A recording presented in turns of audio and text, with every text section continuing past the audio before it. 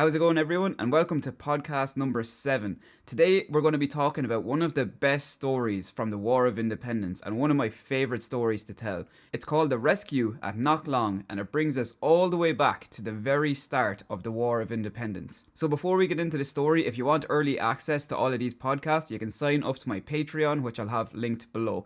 So let's get into this story. So the first shots of the War of Independence were fired in Soloheadbeg, County Tipperary on the 21st of January 1919, the very same day as the first Dáil Éireann in Dublin. The IRA had received word that the RIC were delivering gelignite from Tipperary town to Soloheadbeg quarry. 8 volunteers of the 3rd Tipperary Brigade IRA set up an ambush on the 16th of January, expecting that the RIC would pass that day. The men ended up laying in ambush for 6 days waiting for the RIC. It was only on the 21st of January, an unexpectedly small group of 2 RIC policemen arrived in Soloheadbeg with a horse and cart loaded with 3 boxes of gelignite. The 2 policemen were shot and killed, and the IRA seized the rifles and the equipment of the police. They mounted the cart and they drove away. Dan Breen said in his book, My Fight for Irish Freedom, as soon as the 2 policemen were mortally wounded, from that moment we were outlaws and we had a price on our heads. 4 of the 8 men involved in the Soloheadbeg ambush would become known as the Big Four: Dan Breen, Seamus Robinson, Sean Tracy and Sean Hogan. Hue and Cry, the newspaper of the Royal Irish Constabulary at the time, they issued a poster with a £1,000 reward for the capture of Dan Breen. The poster said he calls himself the commandant of the 3rd Tipperary Brigade. This was technically an error by the RIC, because Seamus Robinson was actually the commander of the brigade. But anyway, in South Tipperary, fairs, markets and all commercial traffic was banned in search for the Big Four. Seamus Robinson and Sean Tracy were sent to Dublin to meet Michael Collins. Michael Collins presumed that the men would want to be shipped off to America to get away from all the trouble, but to Collins' surprise, they actually wanted to remain men on the run and to continue to fight for Irish independence. So let's go forward just a few months now, to May 1919. Railway workers in Ireland began to refuse to transport arms, ammunition and members of the British Army. This was a genius move because it forced the British to use the roads, which was much slower and also prone to ambushes by the IRA. So this is where we get into the main story of the rescue at Knocklong, okay? One evening in May 1919, the Big Four were back together in Lake Kelly in East County Limerick. Tracy and Robinson had just come back from Dublin. They went up to meet Michael Collins. And Dan Breen said when the 4 of them got back together, quote, they felt like schoolboys on a holiday. Somehow when the 4 of us were together, all the dark clouds seemed to scatter. We forgot that we were outlaws. So that night, the 4 men cycled from Lake Kelly back to Soloheadbeg. This was the first time they had seen that area since the day of the ambush on the 21st of January. They looked around the area and thought back to that day in January that changed their lives forever. They visited friends, and Dan Breen also went to visit his mother in Donohill. Most of the locals were shocked. They didn't expect to see these 4 men ever again.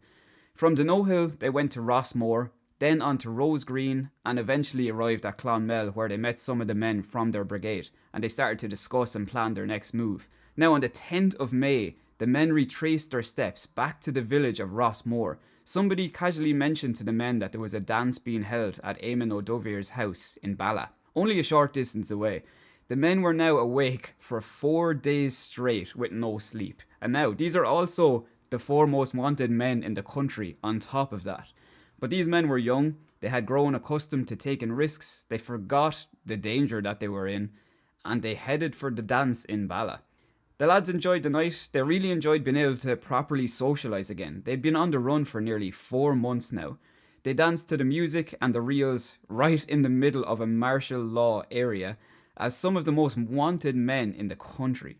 At the time, British raiding parties were fairly common. They'd break open doors of cottages and farmhouses in search of these 4 men. And all of the boys and the girls at the dance knew these 4 men. They could have easily slipped out, went to a local RIC barracks, gave the men's locations, and made themselves a handy £1,000 cash reward. But this didn't happen, luckily. The men danced all the way through the night, and as the night came to an end, the 4 men had agreed to meet at O'Keefe's at Glenloch. Dan Breen left first, then arrived Sean Tracy, then Seamus Robinson, but no Sean Hogan. The lads didn't worry about it. They knew Sean could look after himself, even though he was only 17 years old at the time. This was actually 2 days before his 18th birthday. They didn't panic, they thought he'd be fine. The three men were absolutely jaded at this stage. They were now awake 5 days straight with no sleep, and they just danced through the whole night on top of that. The lads could have slept on a bed of rocks at this stage. So the three lads arrived back to the house and passed out. Dan Breen said that they were so tired they didn't even say their prayers that night. 1 hour later, the lads were woken up to shouting of Patrick Canaan. His voice sounded distant at first because they were half asleep, until they came to their senses and heard him shouting, "Hogan has been captured by the Peelers! Hogan has been captured by the Peelers!" The men bolted out of their beds. Breen stared at Canaan and said, "Is this lad joking?" He then looked at Sean Tracy, and from the expression on Sean Tracy's face, he realised the full horror of this situation. Young, 17-year-old Sean Hogan, one of the Big Four, one of the most wanted men in the country, was in the hands of the enemy. The lads looked at each other, speechless for a moment, but they were all thinking the same thing. We either rescue Sean Hogan or die in an attempt of doing so. After a short while, the lads had received word of what happened to Hogan. He left the dance shortly after they did, but he met a girl called Bridget O'Keefe, and they went to another dance at Mars of Anfield together. The next morning, Sean and Bridget went for breakfast. Sean was so tired he fell asleep at the table. He was abruptly woken by screaming, "The police are coming up the road! The police are coming up the road!" Sean took off out the rear of the house, sprinted through the fields. Eventually, he was thinking he was out of danger. He jumped over a fence onto the road and he met another detachment of 6 policemen. The biggest problem now at this stage for Breen, Tracy and Robinson is, how do we locate Sean Hogan? What direction did they take him in? The three men searched and inquired everywhere. They sent cyclists in all directions to seek information.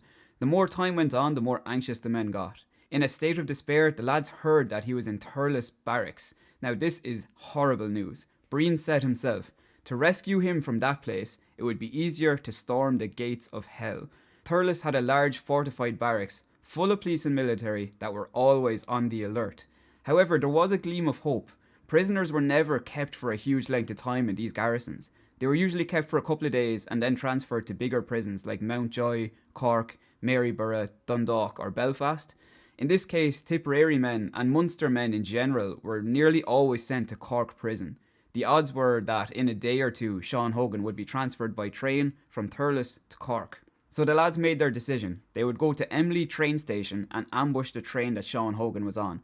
Emly is a small village in County Tipperary, and they chose Emly for a few reasons. It was a small train station, they knew the area well and had friends there. It was close to the borders of 3 counties, and that would kind of aid their escape. They could go to North Cork, South Tipperary or East Limerick. And above all, they had full faith in the nearby IRA men from Galbally in Limerick that would help them in their ambush. Now, holding up a train, arranging for the removal of a prisoner on board, and escaping to safety wasn't exactly going to be possible for 3 lads to pull off. They needed help from some of the other IRA battalions and brigades. The next move they made was to contact a Tipperary town battalion with orders to send reinforcements to Emly immediately. In a state of desperation, anger and fear, the 3 lads hopped on their bicycles and headed to Emly station. They were running on 1 hour's sleep in the past 5 days now at this stage. Normally Emly would have been about 30 miles from the house they were staying in, but for obvious reasons they had to avoid main roads and Tipperary town, so the lads cycled for about 50 miles before reaching the destination. At one point, Seamus Robinson fell off his bike and he was lying fast asleep on the road. He was hastily woken up as they had to keep moving. Time was precious. The men eventually arrived at Emly station, and the first train of the day was expected to pass at about noon, about 12 p.m.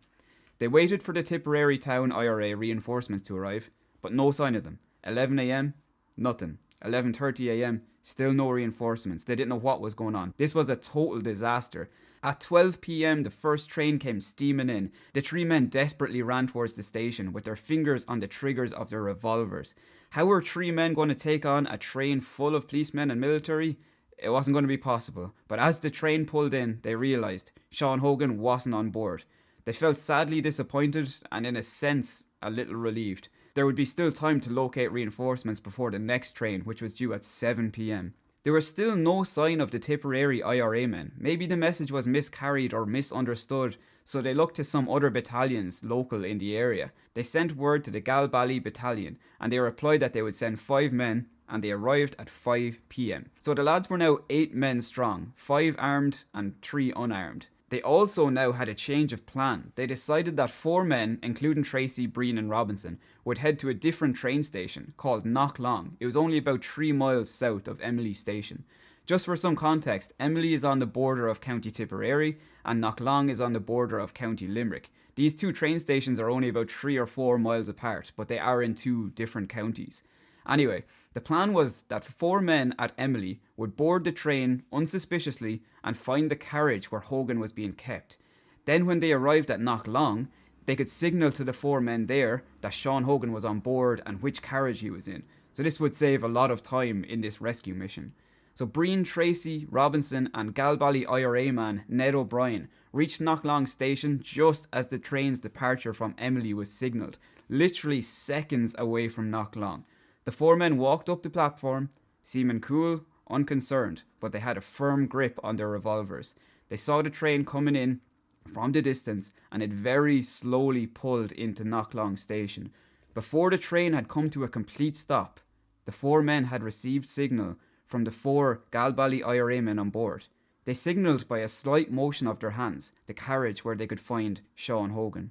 It was a long corridor carriage divided into 12 compartments. The Galbally men were in the same carriage. In one compartment they saw Sean Hogan handcuffed, and he had a policeman on his left, a policeman on his right, and 2 sitting opposite him, all fully armed. Sean Tracy took command of the operation. He shouted, "Come on, boys!" He took his revolver out and he ran onto the train alongside Ned O'Brien.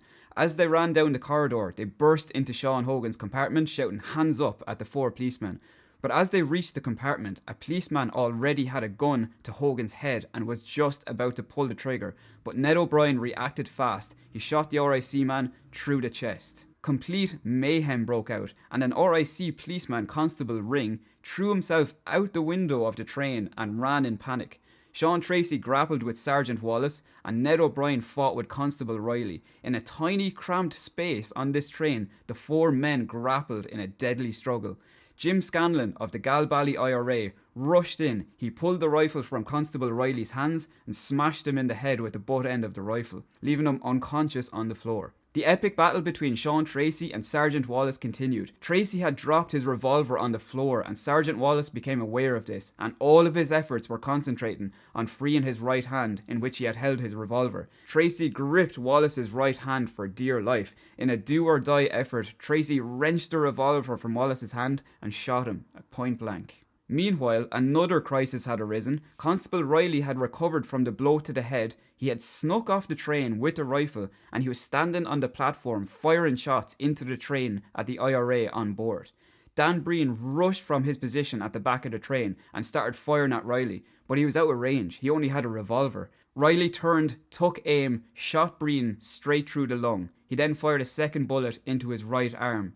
Breen dropped his gun and fell. And Dan Breen, tough as nails, got back up with a bullet in his lung and a bullet in his right arm. He raised his gun in his left hand and Constable Riley took off and fled the platform. The IRA had won. Although they received some serious injuries, they had successfully rescued Sean Hogan. The IRA left the dead and mortally wounded constables at the station and left. And here are some of Dan Breen's words about this story. This is the true story of the Knocklong rescue. After the affair, we were vehemently denounced as cold-blooded assassins. 2 years later, we were being hailed as heroes. And that, everyone, was the crazy story of the rescue at Knocklong. Probably my favourite story from the entire War of Independence, even though, funnily enough, it was at the very, very start of the war. This is pre-Black and Tans in the country, pre-auxiliaries. This is at the very start, but I think it's such an incredible story, and it just shows how competent this 3rd Tipperary Brigade really was. So I hope you enjoyed this podcast, lads, and enjoyed the story. If you want early access to these podcasts, you can sign up to my Patreon, which I'll have linked below. And other than that, I'll see you in the next one. Thanks a million.